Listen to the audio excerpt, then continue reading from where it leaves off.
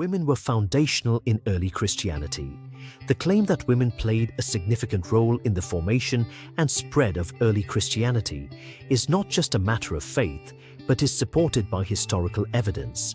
In the New Testament, we find women such as Mary Magdalene, who was the first to witness the resurrected Christ, and Phoebe, whom Paul refers to in Romans 16, Psalm 1, as a deacon of the church in Century.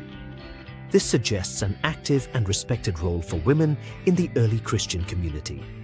The Acts of the Apostles and the Pauline epistles provide further evidence of women's involvement.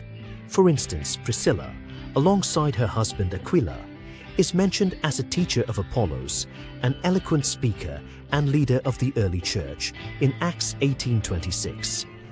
Such accounts are corroborated by non-biblical sources as well.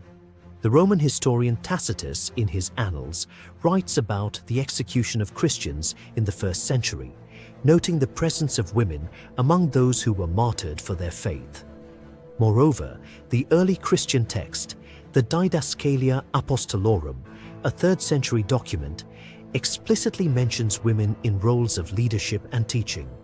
It advises church leaders to include women in their councils, acknowledging their contributions as vital to the community. This evidence is complemented by archaeological findings, such as inscriptions and frescoes in the catacombs of Priscilla in Rome, which depict women in positions of authority within early Christian worship. However, some argue that the role of women was limited by the patriarchal context of the time.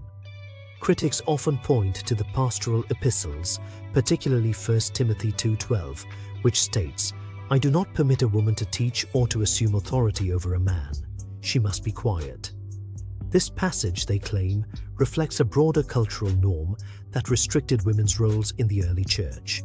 Yet historical and textual analysis challenges this view. Scholars like Karen Jo Torgerson, in her book When Women Were Priests, argue that these restrictive passages were later interpolations meant to align the growing church with the patriarchal structures of Roman society. The discovery of early manuscripts and the varying textual traditions of these epistles support the notion that the original Christian communities were more egalitarian. Furthermore, the historical context of early Christianity reveals a philosophical paradox.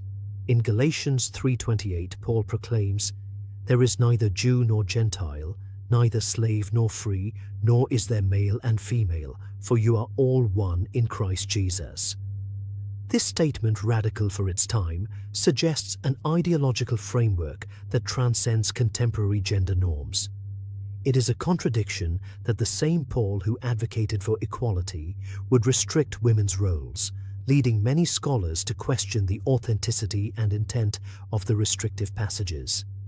The counter-argument holds that women's contributions were merely supportive, not authoritative. Yet records from the early church councils, such as the Council of Nicaea in 325 AD, show that women's influence persisted despite increasing institutionalization. The continued veneration of female saints and the establishment of female monastic orders further indicate the enduring significance of women in maintaining and spreading Christian doctrine. Ultimately, the assertion that women were mere footnotes in early Christianity is false. The historical and textual evidence demonstrates that women were integral to the faith's foundational stages, contributing as leaders, teachers, and martyrs. The later marginalization of women in the church reflects not the original Christian message, but the adaptation of the church to prevailing cultural norms. What does this mean for the role of women in Christianity today? Today.